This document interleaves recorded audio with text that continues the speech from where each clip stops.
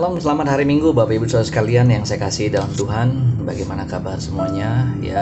Saya berdoa kita semua Bapak Ibu dipelihara dalam penyertaan dan kasih setia Tuhan senantiasa.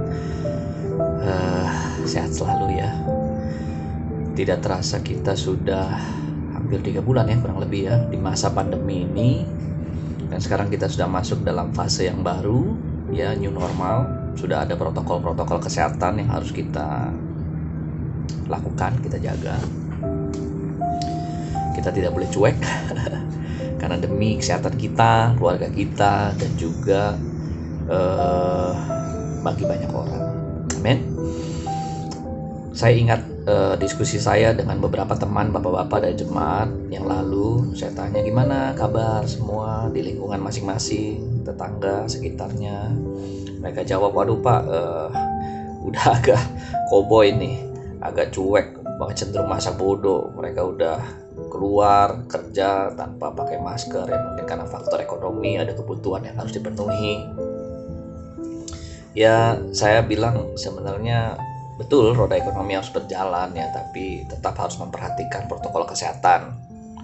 Ya, kita tidak boleh menjadi cuek, tidak boleh menjadi tidak peduli ya, karena itu demi kita dan juga demi banyak orang. Nah, kalau kita bicara soal cuek, ignorance, berarti ada sesuatu yang terjadi itu biasanya ya, karena saya baca di firman Tuhan. Saya bacakan ya, nanti akan muncul di layar beserta dengan terjemahan yang lain versi bahasa Inggrisnya. Di Efesus 4 ayat 18 dia bilang begini, dan pengertiannya yang gelap jauh dari hidup persekutuan dengan Allah karena kebodohan yang ada di dalam mereka dan karena kedegilan hati mereka. Saya ambil terjemahan versi NIV, dia bilang begini, they are darkened in their understanding and separate from the life of God because of the ignorance that is in them. Yang sudah ada ya, ketidakpedulian itu sudah ada di dalam mereka. Kenapa? Dia bilang begini, due to the hardening, karena pengerasan of their heart, pengerasan hati. Nah, kenapa mereka bisa ignore, bisa cuek? Karena sebenarnya karena ada proses pengerasan di hati mereka, Bapak Ibu Saudara sekalian. Mungkin ada sesuatu yang terjadi dalam kehidupan mereka. Ada hal-hal yang tidak baik dalam proses kehidupan yang mereka alami. Sehingga tanpa sadar hati mereka menjadi kecewa, menjadi marah, menjadi sakit, menjadi kecewa, ya. Jadi tanpa sadar hati mereka menjadi keras. Dan waktu hati mereka menjadi keras, kasih itu sudah menjadi dingin biasanya. Mereka cenderung menjadi apatis. Yaitu dia, jadi akhirnya ignorance, tidak peduli, cuek, masa bodoh. Ya, firman Tuhan katakan di Amsal 4 ayat 23 ya. Dia bilang, jagalah hatimu dengan segala kewaspadaan karena dari situlah terpancar kehidupan.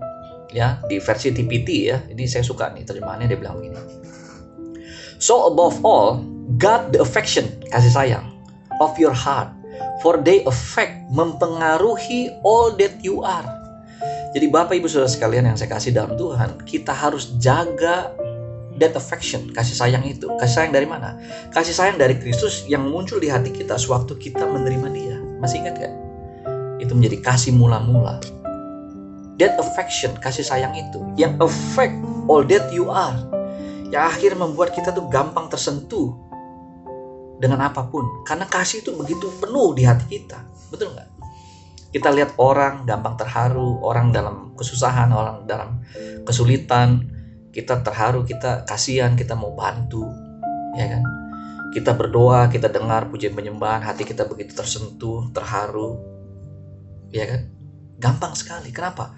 Karena kasih sayang itu penuh di hati kita. Tapi kenapa lambat laun atau satu waktu kita tidak lagi seperti itu, Bapak Ibu Saudara sekalian? Karena ada proses pengerasan yang terjadi yang tadi saya sebutkan. Nah, hari ini, pagi hari ini saya mau mengajak merenungkan apa yang terjadi. Ya, saya berdoa firman Tuhan bisa menjadi satu reflektor ya, supaya kita bisa merefleksikan, supaya kita bisa kembali dalam kondisi semula, dikasih mula-mula kita kepada Dia. Ya, kita tidak lagi menjadi apatis, kita tidak terjebak dengan ketidakpedulian, ignorance, kita tidak terjebak dengan apatisme, ya, cuek, ya, masa bodoh, Kita tidak terjebak dengan keadaan-keadaan yang tanpa sadar akhirnya, saya sebenarnya udah jauh dari kasih Tuhan. Karena hati kita yang sudah mengeras. Amin. Saya berdoa itu terjadi hari ini sehingga kita bisa kembali lagi kepada kasih Tuhan yang begitu nyata dan berlimpah. Haleluya. Saya akan buka lagi firman Tuhan yang lain, Bapak Ibu Saudara sekalian. Salah satu yang membuat hati kita menjadi keras adalah karena banyaknya kesalahan, banyaknya pelanggaran yang terjadi, baik itu secara sengaja, baik itu secara tidak sengaja dalam kehidupan kita, sehingga membuat diri kita, hati kita menjadi dingin. Kasih itu tidak lagi hangat, tidak lagi nyata, tapi menjadi dingin. Ya, di Matius 24 ayat 12 dia bilang begini. Dan karena makin bertambahnya kedurhakaan, ya sebenarnya bukan kedurhakaan ya, dalam bahasa Inggrisnya versi King James, dia bilang begini, and because iniquity shall abound. Ya, iniquity itu apa? Saya ambil terjemahan bebasnya, ketidakadilan, kelaliman, kebengisan yang kita lakukan, ya, perbuatan salah yang kita lakukan, ketidaksusilaan yang kita lakukan, itu iniquity. Shall abound, yang berlimpah, yang banyak yang kita lakukan. Dan akhirnya membuat kasih itu menjadi dingin. Itu kenapa kita tidak boleh lagi berbuat dosa. Itu kenapa kita tidak boleh lagi seenaknya berbuat hal yang tidak baik dalam kehidupan kita. Kenapa? Karena hati nurani kita akan tercemar, Bapak Ibu Saudara sekalian. Saya ambil contoh firman Tuhan lagi yang lain. Di 1 Timotius 1 ayat 18. Dia bilang begini, tugas ini kuberikan kepadamu, Timotius anakku, sesuai dengan apa yang telah dinubuatkan tentang dirimu, supaya dikuatkan oleh nubuat itu, engkau memperjuangkan perjuangan yang baik dengan iman dan hati nurani yang murni. Ayat 19 dia bilang begini, beberapa orang telah menolak hati nuraninya yang murni itu. Dan karena itu, apa yang terjadi? Kandaslah iman mereka. Bapak Ibu Saudara sekalian, kita memerlukan hati nurani yang murni supaya kita bisa tetap percaya kepada Tuhan. Betul nggak? Waktu hati kita dipenuhi dengan kasih Tuhan, kita tuh gampang berharap sama Tuhan. Kita tuh gampang untuk menjadi percaya terhadap firman-Nya. Itu yang disebut dengan iman. Tapi iman itu kandas. Kenapa? Karena hati nuraninya sudah hilang. Sudah banyak di-cross, sudah banyak dilanggar karena perbuatan dosa itu. Karena dosa begitu cover di hati nurani sehingga membuat jarak kembali dengan Tuhan. Masih ingat kejadian waktu Yesus disalib? Dalam terjemahan yang lain, Allah memalingkan wajahnya. Dia tidak bisa melihat Yesus. Karena pada saat itu Yesus dalam kondisi yang begitu berdosa. Karena menanggung dosa kita, manusia. Makanya Yesus merasa sendiri. Dia merasa seperti ditinggalkan. Maka dia bilang, Allahku, Allahku, di mana engkau? Jangan kau meninggalkan aku. Karena Allah tidak bisa ketemu dengan dosa. Firman Tuhan katakan, kepada siapakah yang bisa menghadap Allah di gunungnya yang kudus? Orang yang murni dan suci hatinya, firman Tuhan bilang. Jadi untuk ketemu dengan Allah, Bapak Ibu Saudara sekalian, memerlukan hati nurani yang murni, memerlukan hati nurani yang baik. Dan hati nurani yang baik itu akan muncul waktu kita bertobat, waktu kita menyesali dosa kita, waktu kita menolak perbuatan-perbuatan yang tidak baik. Itu yang disebut dengan pertobatan. Sikap hati kita berbalik dari yang tidak baik menjadi baik, menjadi mengarahkan kepada Allah. Dan waktu kita mengundang Yesus, maka kasih Allah itu turun, memenuhi hati kita. Makanya disebut dengan hati nurani yang baik. Kasih mula-mula itu mulai menguasai. Masih ingat ya? Nah, kalau ada daripada kita sekarang sudah mulai tidak peduli dengan keadaan orang lain, cuek ya, sudah tidak gampang tersentuh. Saya tidak bilang bahwa kita harus menjadi melo, tidak, tapi maksudnya kasih itu penuh di hati kita. Hati-hati Bapak Ibu Saudara sekalian. Berarti hati kita sudah ada proses pengerasan. Kita sudah mulai sulit menikmati Tuhan. Yes, kita mungkin bisa tetap ke gereja. Yes, mungkin di pikiran kita tetap mempercayai Tuhan. Tapi firman Tuhan sulit affect kita. Firman Tuhan sulit produce something dalam kehidupan kita. Kita bisa punya pengetahuan tentang firman Tuhan, tapi powernya itu tidak ada. Hati-hati, karena hati nurani kita sudah tidak murni lagi. Saya ambil firman Tuhan yang lain di Ibrani 12 ayat 1, dia bilang begini.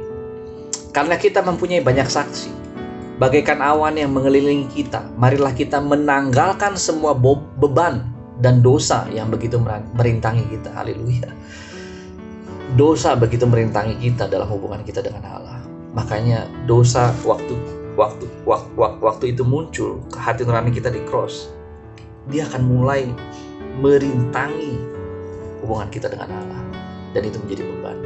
Maka kita merasa tertuduh, kita merasa tidak layak, kita mulai mengambil jarak karena merasa tidak layak itu. Penuduhan mulai muncul. Itulah penipuan, itulah deception yang iblis lakukan. Sehingga tanpa sadar kita mulai pelan-pelan terhilang dari hadapan Dia. Yang sebenarnya seharusnya Allah begitu rindu untuk kita dekat kepada Dia kembali. Amin. Jadi firman Tuhan saya hari ini tidak begitu lama. Saya berdoa, Bapak Ibu Saudara sekalian, hati kita kembali murni.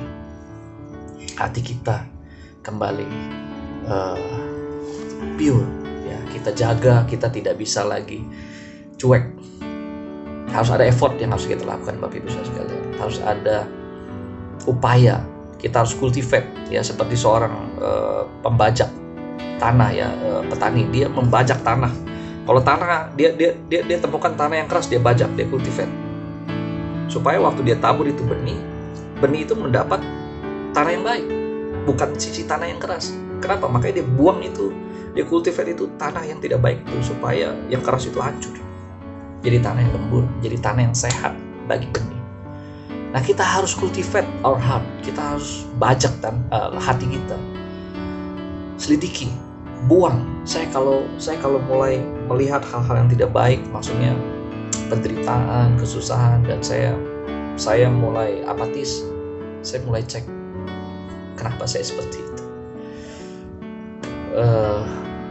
Saya berusaha untuk tidak menjadi cuek. Ya, memang sulit, memang terbatas juga keadaan kita, tapi paling tidak kita bisa menunjukkan empati, Bapak Ibu Saudara sekalian, yang betul-betul tulus dari hati kita. Ya, itu hanya menjadi satu alarm, satu tanda bahwa hati kita tetap murni di hadapan Dia. Kita menjaganya dengan baik. Amin. Nah, kalau ada Bapak Ibu Saudara sekalian yang merasa bahwa itu saya, Pak, saya merasa mulai dingin kasih saya merasa mulai agak cuek, saya mulai agak apatis, bahkan terhadap saudara-saudara seiman saya atau tetangga, saya udah gak terlalu lagi pusing karena mulai menjadi egois, mulai menjadi selfish. Saya merasa saya sendiri pusing dengan masalah saya sendiri, saya punya kebutuhan. Yes, kita semua akan selalu penuh dengan kebutuhan itu akan selalu ada. Bukan soal kita sudah punya lebih banyak. Orang yang punya banyak pun akan selalu punya kebutuhan. Tapi bukan itu poinnya, bukan itu masalahnya. Careness itu, kepedulian itu menjadi alarm buat kita semua. Dan kalau engkau itu, saya mau berdoa, saya mau ajak Bapak Ibu Saudara sekalian berdoa bersama-sama dengan saya untuk kembali kepada Dia, untuk ada accepted, penerimaan dari Allah, supaya kita bisa tidak ada jarak lagi, tidak ada hal yang merintangi kita lagi. Kalau itu engkau, mari kita berdoa bersama-sama. Bapa, di dalam nama Yesus Kristus, aku berdoa untuk setiap pribadi pada hari ini, pada pagi hari ini, yang merasa dirinya jauh, merasa dirinya berjarak. Aku berdoa supaya mereka dipulihkan antara hubungan mereka kembali antara engkau dengan Dia.